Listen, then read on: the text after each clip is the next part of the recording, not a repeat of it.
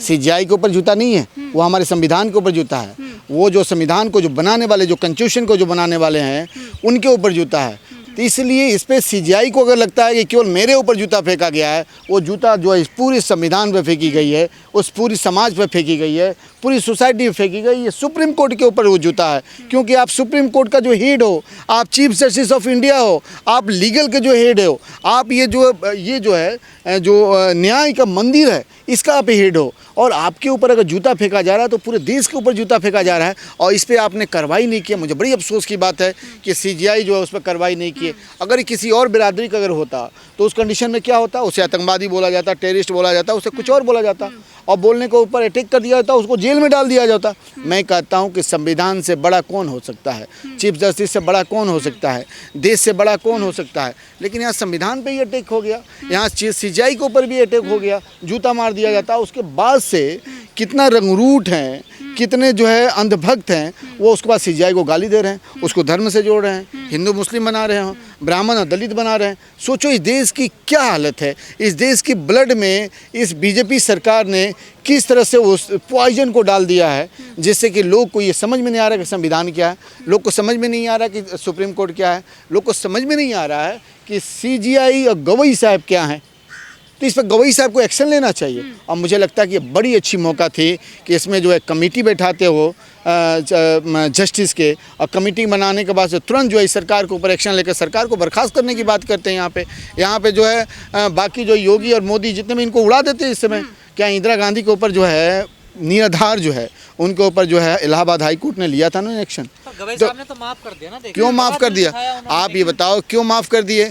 आपको chief justice of India केवल आप ही हो, आप पूरे देश के चीफ जस्टिस ऑफ इंडिया हो, सबके भावनाओं के जो है भावनाओं पे आप टिके हो, आपके प्रति लोगों की संवेदना है, और आपसे लोग को आशा है कि आप न्याय करोगे, न्याय की लड़ाई लड़ोगे, और आप कर क्या रहो? दूसरों के लिए छोड़ दिया ना, पुलिस प्रशासन है, स्टेट के ऊपर छोड़ दिया उन्होंने। नहीं तो स्टेट देखिए, स्टेट के ऊपर छोड़ दिया। ये दिल्ली किसकी है?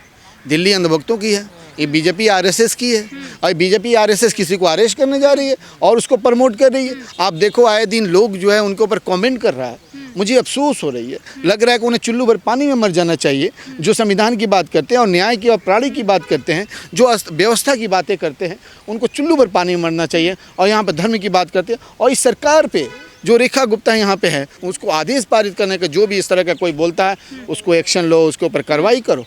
और मैं एडवोकेट होने के बाद भी मैं एडवोकेट समाज में इस तरह के जो भी लोग सोच रखते हैं, धर्मवाद की सोच रखते हैं, जो कि आपसी सद्भाव को बिगाड़ने की बात करते हैं, सोच रखते हैं, जो देश की गरिमा को बिगाड़ने, उसका फंडामेंटल राइट को तोड़ने की बात करते हैं, मुझे उन पर बड़ी शर्म आती है और उन पर बड़ी अफसोस होता है कि इस तरह के लोग इस भारत देश में कैसे पैदा हो गए। दलित सीजीआई को जूता लगा है, एक देश को थोड़ा लगा के, एक लोकतंत्र को थोड़ा लगा, तो दलित को मारा। यार देखो, संविधान अगर हमारा है तो सब कुछ है।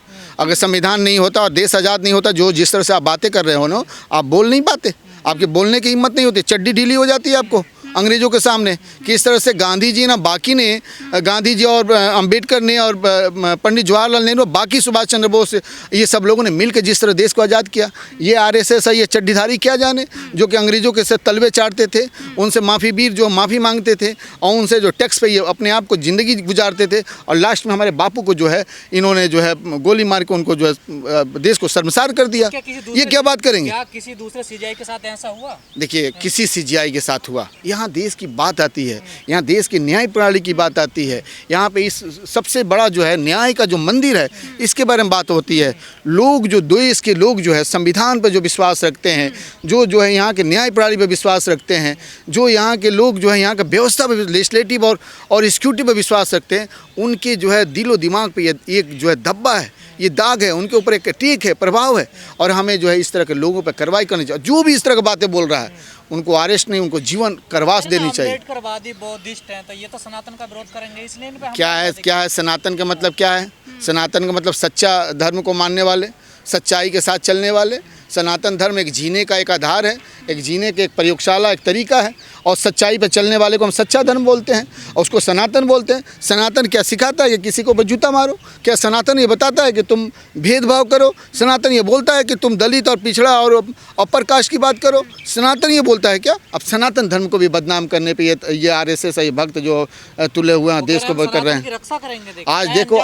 आज देखो सनातन को मानने वाले क्या, अगर सनातन को तुमको वाकई में मानना है तो इस न्यायालय को माननी पड़ेगी। अगर सनातन को मानना है तो गवई साहब के ऊपर जो ऐसा फेंका जूता उसके ऊपर कार्रवाई करने की तुम्हें मांग करनी चाहिए, वहाँ प्रोटेस्ट करनी चाहिए। अगर तुम सनातन की बात करोगे तो बीजेपी आरएसएस को जो देश की माहौल को ख़राब कर रही है उस पर जो है उसको हटाने की बात करनी चाहिए।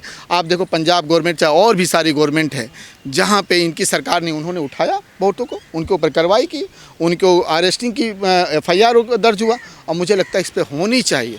और जो लोग सनातन की लेके उसकी आड़ में जो ये गुंडागिर्दी कर रहे हैं, सनातन धर्म ये नहीं सिखाता है, ये राम और कृष्ण की जो धाराएं हैं ये नहीं सिखाती है, गीता के उपदेश ये नहीं बताता है, यहाँ पर रामायण और ये नहीं बताता है कि भाई आपस में लड़ो और भेदभाव करो।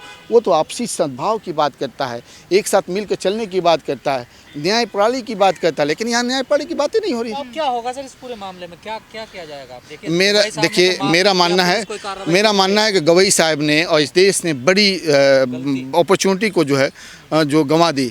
यहाँ पे तुरंत जो है इस पर एक एक्शन कमेटी बनानी चाहिए थी, और वो बनाने के बाद से उससे एक डिसीजन लेने के बाद से तुरंत जो है यहाँ पे जो PMO वगैरह है इसके ऊपर एक्शन लेनी चाहिए थी। और भाई आज सबसे बड़े बताओ, आज प्राइम मिनिस्टर और इस सबको क्यों नहीं बीजेपी सरकार को बर्खास्त, आप ये बताओ कि बीजेपी सरकार को क्यों नहीं बर्खास्त होनी चाहिए थी? आप ये बताओ कि जो नेता उपद्रवी बातें करे, जो नेता लोग को तोड़ने की बात करे, जो नेता महिलाओं को चीरहड़ने की बात करे, जो नेता जो है जो उसके बाद लोगों की मारने की या दंगे फसाद की बात करे, तो वो उसकी बर्खास्त होनी चाहिए कि नहीं होनी चाहिए? तो CGI को कार्रवाई करनी चाहिए। तो देश ने एक अच्छी अपॉर्चुनिटी को खो दी इस पे, और एकदम गलती हो गई। CGI साहब को इंस्पेक्शन, और मैं पूछता हूँ CGI साहब से, CGI साहब, मैं ये बोलता हूँ CGI साहब से कि क्या आपको क्या लगता था, आपसे कोई रिश्तेदारी थी क्या? जब आपसे रिश्तेदारी नहीं थी, उससे कोई बात नहीं थी, एडवोकेट कम्युनिटी हो चाहे कोई हो, अगर हम ही कोई बात कर दें तो क्या आप हमें छोड़ दोगे? नहीं छोड़ोगे। तो आप उस पर एक्शन क्यों नहीं लिए और क्यों नहीं एक्शन की बात की? और उसका जब बीजेपी से उसका अटैचमेंट दिख रहा है तो बीजेपी के ऊपर अब कार्रवाई क्यों नहीं करेंगे? उसका जो आइडियोलॉजी RSS से मिलता है तो RSS को बैन क्यों नहीं किया जाना चाहिए? बजरंग दल पे एक्शन क्यों नहीं होनी चाहिए? तो सबने खंडन किया ना इस घटना, क्या खंडन किया है? एक तरफ सुनो, एक पॉलिसी होती है, जब किसी को 2-4 लोग होते हैं कहते हैं जाओ उसको मार के आओ, और जब मार देते हैं तो 3 लोग और आते कहते तुम्हें मार दिया, ओहो नहीं होनी चाहिए भाई, विरोध करते। यही बीजेपी का है, RSS का एक तरफ से अटैक कराती है और दूसरे तरफ से उनको सहानुभूति देती है, तो ये नहीं चलेगा। ये दोहरी नीति जो है, दोगली नीति जो है नहीं चलेगा। कार्रवाई ना होने की वजह से ऐसे मौके वारदातें और बढ़ेंगी? तो एकदम बढ़ेगी। आप देखो जब देश में जो सबसे बड़ा न्याय का जो है सबसे बड़ा हेड है देश का, उसके ऊपर जब अटैक होता है तो हम और आप क्या हैं? बाकी लोअर कोर्ट क्या है? आप ये बताओ कि लोअर कोर्ट में जो जज बैठे हैं उनकी क्या सिक्योरिटी है, उनकी क्या सेफ्टी है? वो अकेले बैठे हुए हैं और अपना न्याय दे रहे हैं। कोई आया इधर से जूता फेंक दिया, कोई आया उनके डायस पे चढ़ गया, उनको मारना स्टार्ट कर दिया, कौन बचाएगा उनको? जब CGI इस पे एक्शन नहीं लिए तो मुझे लगता है दिन में हाई कोर्ट में भी होगा, लोअर कोर्ट में भी होगा। यानी न्याय प्रणाली यहाँ चरमरा गई है, चरम पे ख़त्म हो गई है, और इसलिए इस सरकार को जानी चाहिए, बर्खास्त होनी चाहिए, और पब्लिक को जो रोड पे आके इसका विरोध करनी चाहिए। हरियाणा में सर एक IPS हैं, ADG रैंक थी उनकी, और उन्होंने सुसाइड कर लिया और आरोप लगाया कि जातिगत मेरा उत्पीड़न किया जा रहा है।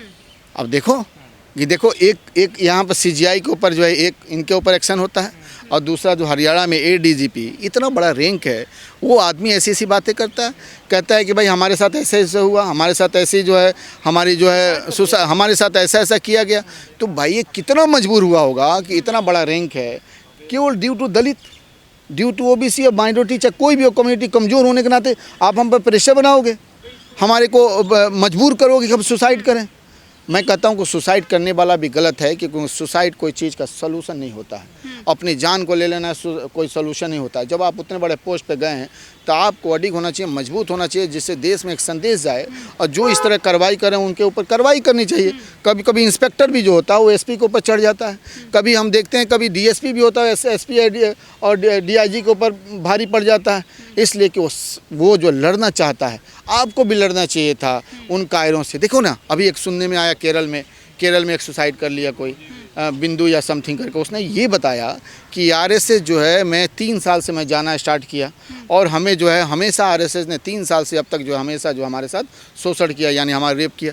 अब बताओ यहाँ पे पुरुषों के साथ भी ऐसी घटना होने लगी और वो बता रहा आरएसएस के बारे में बोल रहा, मैं नहीं कर रहा हूँ, वो मीडिया बता रही है, मैंने उसको पढ़ा, उसको देखा। तो बताइए कि ये इस तरह का ऑर्गेनाइजेशन कल देश में जो दंगा फसाद और इस तरह की बातें करते थे, हिंदू मुस्लिम बांटने, मंदिर मस्जिद को बात करते थे, आज जो पता चला कि सखाओं में लोगों की रेप भी हो रही है। सर लगातार पिछले दिनों से घटनाएं देखने को मिलती है। अगर दलित राष्ट्रपति होता तो उसे मंदिर में नहीं जाने दिया जाता है, दलित सीजीआई होता तो उसके ऊपर जूता फेंक दिया जाता है, दलित आईपीएस होता है तो उसका जातिगत उत्पीड़न होता है। तो क्या दलित होना इस देश में अपराध? देखिए, मैं नहीं कहूँगा कि कोई हिंदू मुस्लिम चाहे ब्राह्मण और दलित ये सब की बात है, एक मानसिकता है, एक सोच है। इस तरह के सोच को लोगों ने डेवलप कर दिया है कि अपर कास्ट है या लोअर कास्ट है, मिडिल कास्ट है। इस चीज़ को कब डेवलप होगा, कब ख़त्म होगा? जब एजुकेशन का लेवल स्तर बढ़ेगा, उसके साथ साथ लोगों को रोज़गार का होगा, इकोनॉमिक सृजन होगा, बाकी चीज़ें होंगी। जब होगा तो लोग इससे हट के होकर डेवलपमेंट की बात करेंगे। कल मैं किसी पूजा पत्ती में गया था, तो वहाँ पे गया था तो मुझे इससे कोई प्रभाव नहीं पड़ता, टीका चाहे पूजा में कहीं जाने से मैं सबको बराबर धर्म समझता हूँ। मैं वहाँ गया तो मैं देखा कि मैक्सिमम ब्राह्मण बच्चे थे, ब्राह्मण बिरादरी के बच्चे थे पूजा में, लेकिन मैं देखा कि मैक्सिमम जो तिलक लगाने से मना कर रहे थे, मैक्सिमम मैं देखा कि वहाँ पे जो है अवॉइड कर रहे थे पूजा में बैठने से, बाकी चीज़ें प्रसाद लेने से। तो मैं ये नहीं कहता कि तुम प्रसाद ना लो, तिलक ना लो, चाहे कुछ ना करो। मैं देख रहा हूँ कि आने वाले समय में युवाओं का जो माइंड किस तरह से सेटअप चेंज हो रहा है।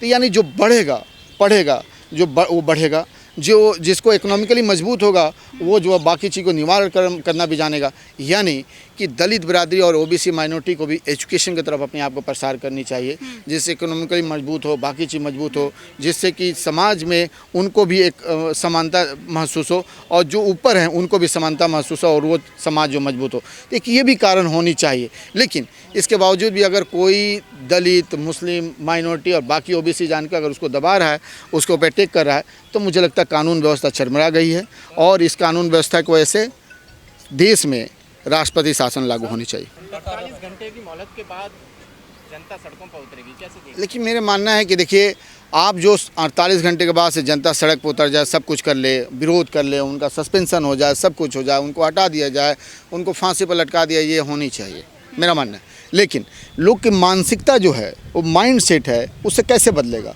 उसको बदलने के लिए सरकार की माइंड सेट को बदलनी होगी, सरकार की सोच की बदलनी होगी, उसकी कार्य पद्धति को बदलनी होगी और उसके नेताओं में जिस तरह से योगी या बाकी जैसे लोग हैं जो औरतों के ऊपर, बाकी के ऊपर जो इस तरह से करते हैं और माइनॉरिटी या बाकी लोग कहते हैं कि भाई उनको ख़त्म कर दो। सुनो, अरे पहले सुन ले भाई, सुन ले। तो उस तरह के लोगों को जब तक वो रोकेंगे नहीं, इस तरह का हमेशा जो अपर कास्ट है, चाहे जो इस तरह के जो अफसर है, अफसरगिरी करते रहेंगे और लोगों के ऊपर प्रताड़ना करते रहेंगे।